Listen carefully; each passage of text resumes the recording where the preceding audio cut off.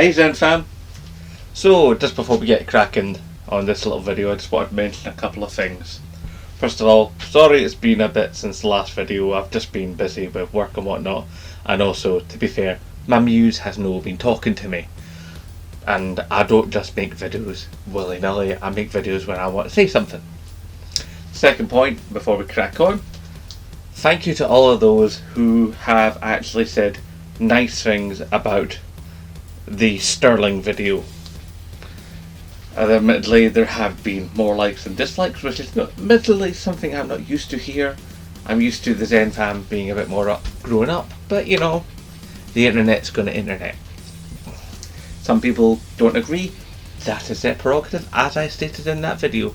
You make your happy happen, and we'll just say no more about it. Okay, since we're talking about you lot, let's delve into the title of this video a bit more, which I'm sure has probably got at least one or two of you out there a wee bit confused. You, me and E3. Aye, you, me and E3. Here's the thing, right? I recognise that as a content creator, a gaming YouTuber, and someone who's been hip deep in it, you know, for about near enough 8 years, and only gotten deeper into it as those near enough 8 years have proceeded down the road. Which means I probably don't look at E3 the same way you lot look at E3. It's only natural. I've become very much embedded in the whole rigmarole, or rigmarole, depending on your preference. I kind of like rigmarole because it reminds me of that bloke in Con Man. If you ever seen Con Man, look it up. It's very, very good. Side note. Okay, so I've been talking to some of my gaming friends who are not content creators. You know, people at work, friends of mine, even a couple of people who are the kids of friends of mine who I'm friendly with and are also fellow gamers. Trying to get an idea of how you lot out there see events like E3. You know, what do you get from it? How do you see it? And from what I mostly get is most of you out there generally tend to follow one particular aspect of it. You could be you just want to know what Nintendo's up to, or you just want to know what the new releases are. But by and large, you have, as far as I've been able to gather, admittedly from a relatively small sample size, you know, most people out there, like yourselves, mostly only care about a fairly small tunnel of things. You know, maybe there's some of you out there who only care about what Ubisoft is going to say. Maybe there's a few of you out there going, well, I've not got PlayStation this year, didn't have PlayStation last year, or the year before. Especially not last year. Nobody had PlayStation last year. Nobody had nothing last year. We had that big mess rolling sort of boulder of the Summer Games Fest. It just seemed to go on forever and ever and ever with a never-ending stream of content that just would not stop and was impossible to cover. But we got through it. But this year we're getting a dedicated digital E3, so everything should be nice and compacted into those 4 days, and should be much easier to report upon, and I can give you much more concise views. But I know that what I'm going to view will not touch all of you. Maybe that's not the phrase I want. Ooh, touch.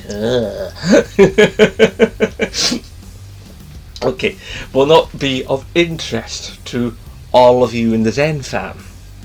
So, with that in mind, what I'd like is for any of you who are interested, if you send in like a little sort of video message, send it to my Twitter at Zenbloke. What else? Everything is Zenbloke. My Twitter, my Twitch, my my Instagram, my Redbubble store, my my account on Stereo. Everything is Zenblock. Everything's coming up Zenblock. Sorry, I'm off on one tonight. Where was I? Okay, so come to my Twitter, right? Drop me a private message. Drop it in video form, and give me one, possibly two things that you actually care about and you want to see from this year's E3. Get that to me before the end of the week, right? So this is Sunday now. Get it to me by Friday. Sooner if you can, okay? Obviously it depends how quickly you come across this video and whether or not you actually get informed of it because of the YouTube algorithm and how it hates small creators and yada yada yada. But you can even have your pals send one in if they so wish. They don't have to be a Zenblock subscriber. No. You just have to be an interested gamer. You just want to have your two piece. Okay? So you grab your phone, you grab your tablet, and you go, right Zenblock, here's what I think about this year's E3. This is what I want to see, this is what I care about. Whatever you like, as long as it's concerning this year's E3, so I can build up an image of what you lot all think. Because all too often, the run up to E3 is all about what guys like me think. And I personally think it is high time that somebody asked you lot, what do you want to know? What do you want what do you think? What do you desire from E3? What would you like to see reported upon? Where are you at? You know? What do you care about? And I will try, if it's at all possible, obviously it depends how many of you actually put anything in. I mean, there's a probability that none of you'll do it. And then I'll just go ahead with a standard, stream of E3 commentary videos as those 4 days pass. And I'm happy to do that. That's what I've done the last few years. But if you guys want to come in, as many of you as you like, I will take those videos, and not only will I watch them and try to learn from them, as long as you're happy for it, and do please say so in the text of the message, right? If you're happy for it, I will use them. Yes, for I have capture software on my phone, don't you know? Yes. So I will capture the video, and then I will use it in a video about E3 and about what you guys actually want to see and what you guys actually care about. You get a voice, and only you get a voice right here on the Zenblock channel. I don't know if I can say anything fairer than that. But if you don't want it, no pressure. But I think it could be interesting to get to find out what you want. Okay, so now that we've established that I intend to find out what you guys want, I'm going to tell you what I want. Fair? I mean, that's primarily why you've put on an E3 prediction type video, to find out what your favourite content creator wants for this year's E3 and is looking forward to and stuff. So let's see. Okay, let's start with the really, really crazy stuff. Microsoft and Bethesda. Now, chances are they're still going to be two separate shows. But, Microsoft have now bought ZeniMax Media, which means they own Bethesda and a couple other things here and there, like Ed, but well, this is where we're going. This is the world we live in now. So Microsoft are obviously going to do their thing of going, hey, look at the Xbox Series X and the Xbox Series S. See how successful our sales were and how wonderful it is that we have these systems that can be all ready for you out there. And we're still supporting our Xbox Ones and blah blah blah. And they'll do a lot of that kind of stuff. A lot of it, I reckon. They'll probably talk about a new Forza. They have to come out swinging with the next Halo. And it has to be amazing. Because we saw how that went down recently, and it didn't go very well for them. You know, so they really have to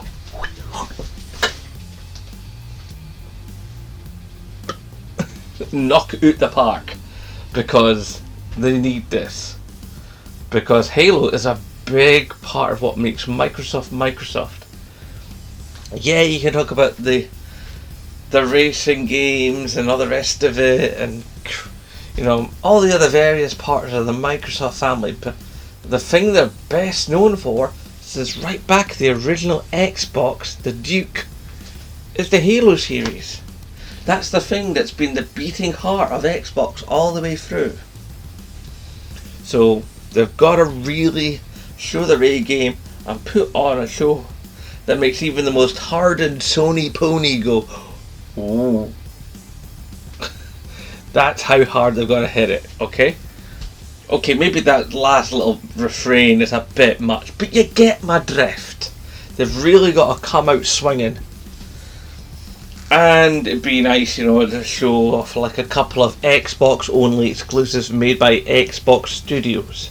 Not like Bethesda, their own internal studios that were there beforehand.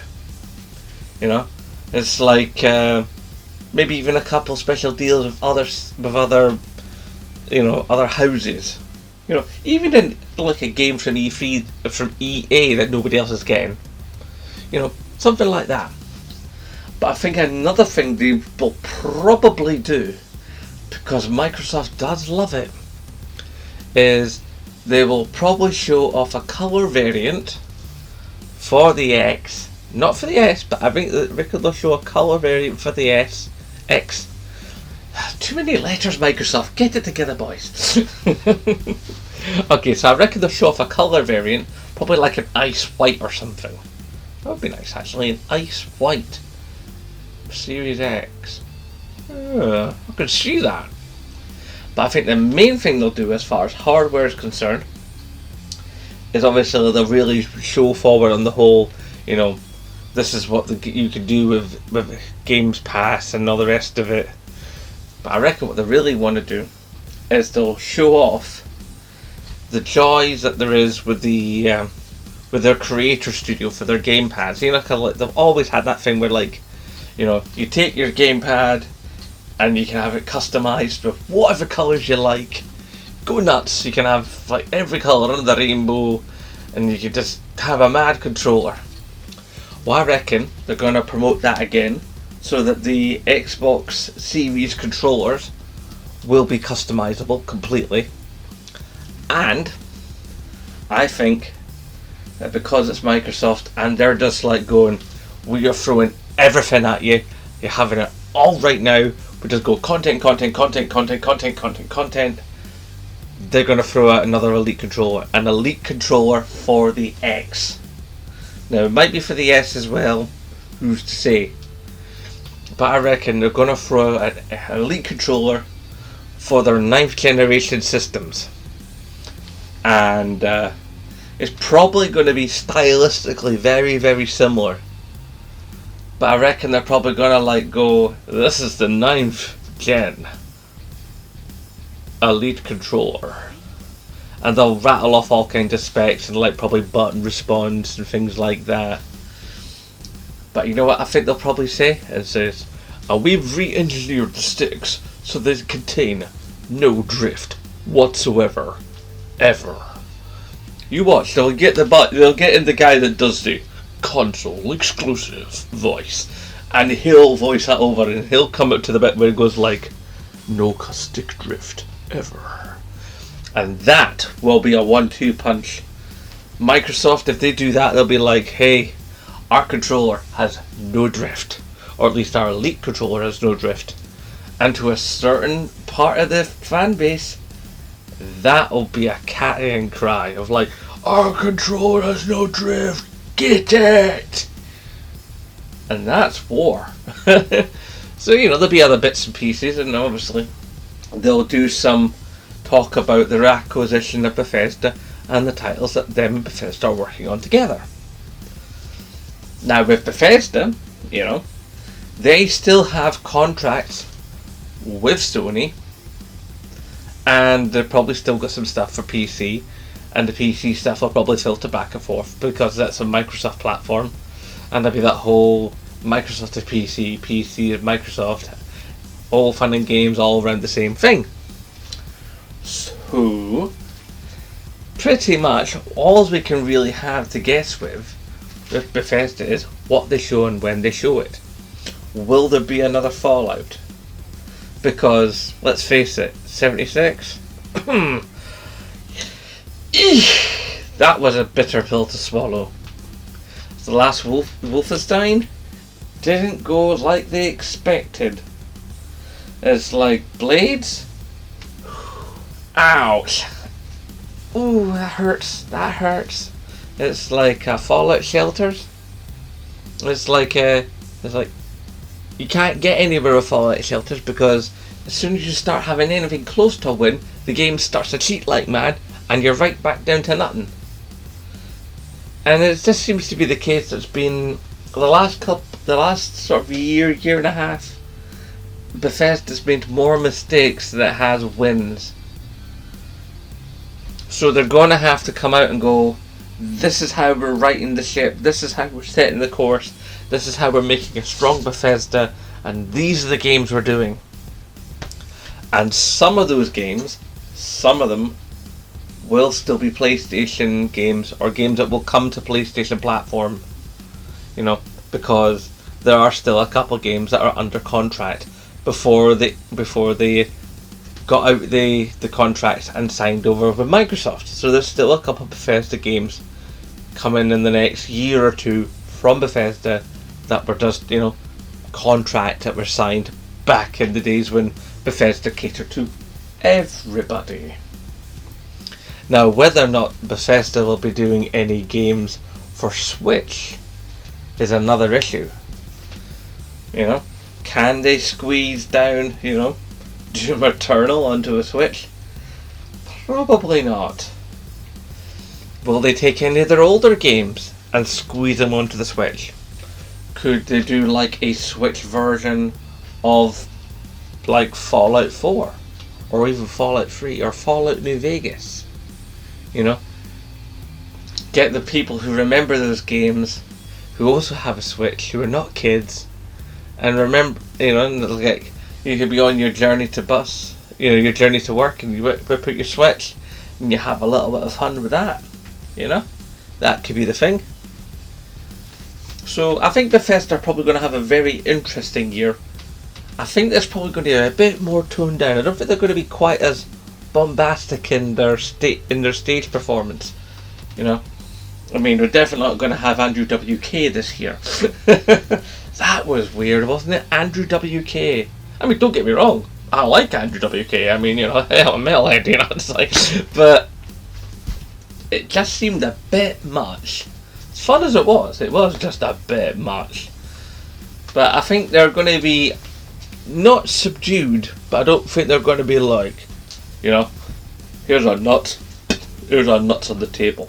I think they're going to strike a happy balance of sort of like, yeah, we got games, and here's those games. Right, who else? EA, obviously. EA will probably, they've been doing that thing where they pretty much do their own thing. It just happens to be at the same time as E3. They'll probably be, they'll have another show of some Star Wars stuff and other sports things and yada yada yada. I don't think there's going to be anything particularly earth-shattering from EA, because they kind of did have a not great time with how things have been for some of their titles. Yes, don't get me wrong. That Star Wars game, was it the Cal, what's his face? I can't remember the name of the game, Oh dear God, Fallen Order. There we go, Fallen Order. That will probably, they might put out like a sequel for, or at least a trailer for the sequel, or maybe not so much a sequel, but a game set alongside, so a side title, from the same universe, from the same time stream as Fallen Order, but with a different set of characters. Maybe some of the same side characters, who knows, but it would be nice to see them do another one of that. There'll obviously be the obligatory racing titles and sports titles and stuff, and it'd be nice to see if them come out and do something new, a new IP from EA. I mean, that's going to be the big thing this year, is a bunch of games companies bringing out new IP, because it's high time. We're in the 9th gen now. We've been in it for 7 months. It's high time we started getting news about some titles that are directly for the 9th gen. Now, yes, admittedly, there's not as many 9th gen consoles out there as there should be at this point, given the hype and the want for the systems.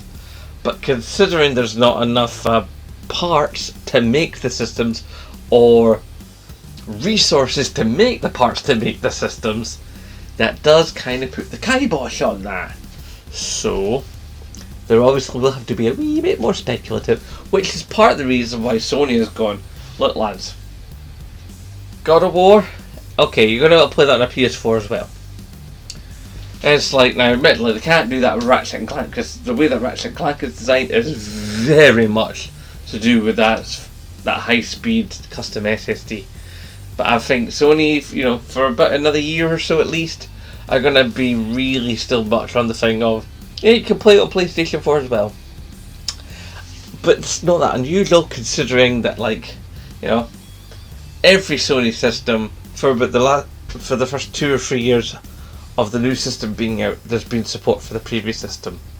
So it's not that much of a surprise. Okay, so moving on from EA, we should probably talk about the one that I'm most interested in seeing. Ubisoft. I think Ubisoft are going to be very interesting. I reckon there will be, the big dancing show. In fact, there'll be more of it because they'll be able to do even more with the video effects and stuff, because it's going to be a purely, digital presentation. So I reckon they'll really go ham on it, get really nuts. Get a bunch of dancers, all in the costumes, all socially distanced, which means I'll probably do it in a football stadium or something and have it as a video feed that comes to the conference, and they'll just go nuts, And it's and they'll all be given their mad dances and their big mad costumes.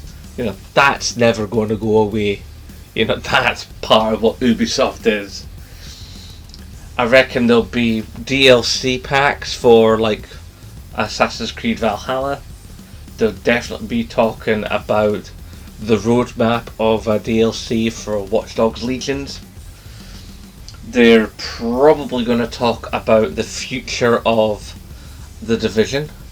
Now, whether that means a third Division game, or a side title, or even more DLC for The Division 2, because originally they were going to only go so far with DLC for The Division 2, but as we've all seen, more stuff has come out for it. I really need to get back on that game, because I do like it a lot, but I've just been so busy with other titles, there's too many games to play. Obviously they're going to do stuff with Riders Republic. They'll probably have some sort of section saying bye-bye to Steep, because Steep, even though it was never as successful as I think they wanted it to be, it still has a dedicated fan base. Myself among them. I love Steep.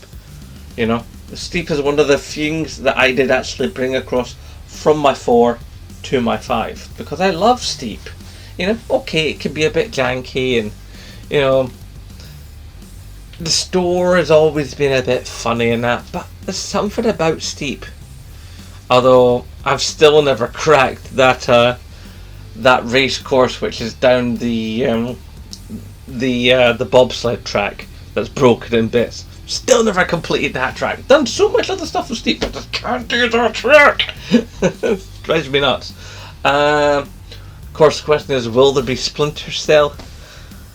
I think we have to admit defeat on Splinter Cell, boys and girls. I think Splinter Cell is just not happening. It really isn't. Rainbow Six. Yeah, they're obviously going to have to change the title on that, but I think they'll show some interesting developments. I don't think there'll be a Rabbids game this year. They might do a couple of interesting crossovers. I'd like to see them talk about, like concept out the next Assassin's Creed. I mean, okay, I know they like to try and give the Assassin's Creed game the 2-year breathing period nowadays, but I'd still like them to sort of like give us a sort of sneak peek as what they're thinking about. The big question, will there actually be anything tangible for Beyond Good and Evil? That's a tricky one. I don't know if I want to touch that, because let's face it, Beyond Good and Evil has become a wee bit of a sticky one, hasn't it? I mean, it looks amazing, but can they pull it off? I mean, at the time they were showing it off, when they were first showing it off, nobody was talking about 9th-gen systems. I mean, yeah, there's a chance that what they showed us could be done with a PlayStation 5. I mean, I don't know if the capabilities of the X are up to it, but with that fast SSD and stuff, then that whole, street to sky to space and back again routine and hype and jumping hyperspace and all the rest of it as things fall down in my lounge. Ah, dear God. Could very much be a thing that's possible. So, all bets are off really when it comes to Beyond Good and Evil 2. But I don't think they've scrapped it. Will we get it this year? Who knows? Will we get a trailer this year? Who knows? Chances are they'll probably show like a teaser of what they're doing to it. If they show anything, that's what they'll show us. But I wouldn't go betting the farm on it, and I would almost be prepared to say that you're not getting the game this year. In fact, I don't even think that you're getting it released in 2022. I think in 2022 there will probably be a full-on trailer, advertising the game for 2023, or at least winter 2022. But I mean, that game is still a long way off. Now, if I'm wrong, cool, but I don't think I am. Let's see, who else? I mean, obviously we've got stuff from like Devolver, but Devolver do their own thing. A couple of the smaller studios will probably do something interesting. I know there's a few other people getting involved this year who don't normally get involved, so I'll be interested to see what they bring. I would kind of hope that this year, because it's a digital focus, we'll get a little bit more sort of sit down with developers and get what they're thinking and feeling, and how they're dealing with the stresses and strains of the last year, how they're actually moving forward with their business models and the games that they're hoping to bring us, and what it's like for them personally, doing things like working from home, and how they're meeting the challenges of things like motion capture and stuff when they can't be in their studios with all their fancy equipment. So I think there's a lot of interesting things ahead this year's E3. Now, of course, there's no crowds because there's no people going to the event. It's all digital. So I would like to think it's probably going to be a quicker and cleaner E3 than we're used to. I think there's going to be a lot less waiting around. Of course, the only problem is nobody's going to be able to go to a booth and put their hands on a game and talk to us about the game. So that aspect we will miss. But I think it's going to be a good event. And of course, I've taken the 4 days off work so I can cover it well for you guys. Or at least that is the hope. Speaking of coverage, before I end, I also wanted to apologise for any of you out there in the Zen fam who were looking forward to the Horizon Forbidden West. Too many words. Horizon Forbidden West reveal coverage that I had promised on Twitter and other associated platforms. I did film it. Unfortunately, as I picked up my DualSense after I finished filming it, I picked it up and I manhandled it. And see the circle button? Okay? I hit that. And when you hit that, if you hit it at the wrong time, on the wrong screen, in Share Factory, yeah, it deletes everything. So I deleted the coverage before I could even use it. And I was spitting feathers.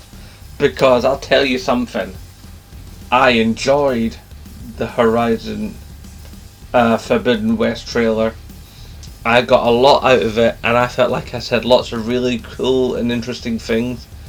And, you know, and I was feeling really good about it. And then I deleted it before I had even a chance to upload it. Just like, so even though I've been doing this for nearly 8 years, yeah, I'm just as capable of screwing up as some guy out there who's got 25 subscribers. Happens to the best of us. Okay guys, I think this particular E3 you and me video has gone on quite long enough. It's easily stretched into must be the half-hour mark.